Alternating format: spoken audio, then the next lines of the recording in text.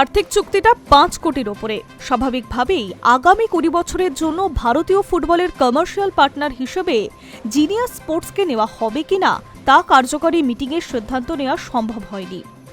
সবাই এখন তাকিয়ে রয়েছে জেনারেল বডির মিটিংয়ের দিকে, কারণ সংবিধান অনুযায়ী 5 কোটির ওপরে কোনো আর্থিক বিষয় সিদ্ধান্ত নেওয়ার অধিকার ফেডারেশনের কার্যকরী কমিটির হাতে নেই। সিদ্ধান্ত নিতে পারে একমাত্র ফেডারেশনের জেনারেল বডি। আর সেই কারণেই ভারতীয় ফুটবলের কমার্শিয়াল পার্টনার নিয়ে সিদ্ধান্ত আটকে রয়েছে।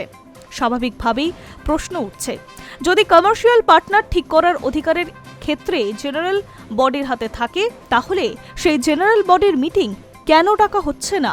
খোঁজ খবর নিয়ে যা জানা যাচ্ছে, ভারতীয় ফুটবলের সংবিধান অনুযায়ী এই মুহূর্তে জেনারেল বডির মিটিং ডাকলে 15 জন ফুটবলারকে নথিভুক্ত করতে হবে, কিন্তু সেই ফুটবলারদের নাম নথিভুক্ত হয়নি বলেই জানাচ্ছে জেনারেল বডি।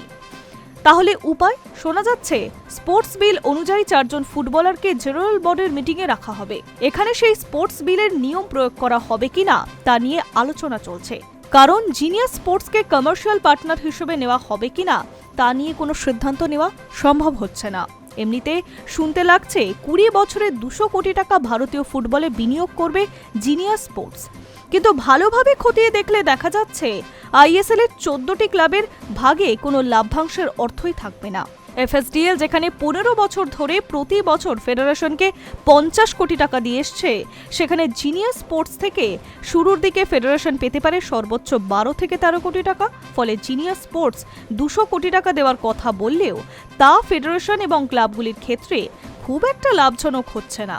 আর কমার্শিয়াল পার্টনার ঠিক করার জন্য যে বিড হয়েছিল, তাতে চুক্তিপত্রে পরিষ্কার বলা হয়েছে ক্লাবগুলি পাবে 60% শেয়ার, কমার্শিয়াল পার্টনাররা পাবে 30% এবং ফেডারেশন পাবে লভ্যাংশের 10%।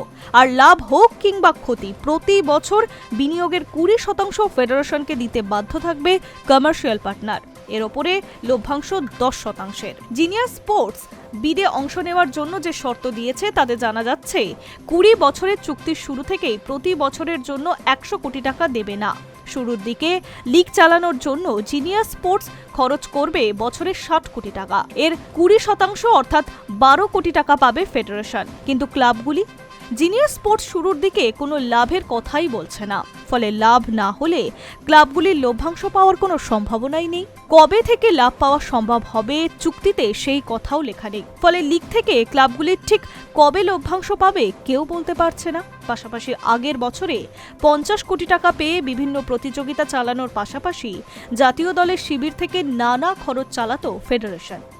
এখন বছরে 12 থেকে 13 কোটি টাকার মধ্যে ফেডারেশন তাদের যাবতীয় খরচ কিভাবে চালাতে পারবে, কেউ ব্যাখ্যা খুঁজে পাচ্ছে না। ক্লাবগুলি যেহেতু 60% শেয়ার অংশীদার, আর তাই একযোগে এই ধরনের চুক্তির বিরোধিতা করতে শুরু করেছে তারা।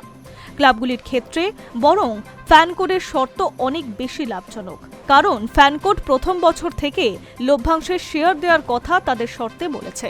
তবুও ক্লাবগুলি চূড়ান্ত সিদ্ধান্ত নেওয়ার আগে একবার জিনিয়াস স্পোর্টস কর্তৃপক্ষের সঙ্গে আলোচনায় বসতে চাইছে। সরাসরি বসে আলোচনা করে বুঝে নিতে চাইছে জিনিয়াস স্পোর্টস ক্লাবগুলির জন্য ঠিক কী প্রস্তাব দিচ্ছে। তবে ক্লাব প্রতিনিধি বা জিনিয়াস স্পোর্টসের সঙ্গে মিটিংয়ের কথা ঠিক হলেও উভয় পক্ষের সেই মিটিং এখনও পর্যন্ত হয়ে ওঠেনি। Hi news network.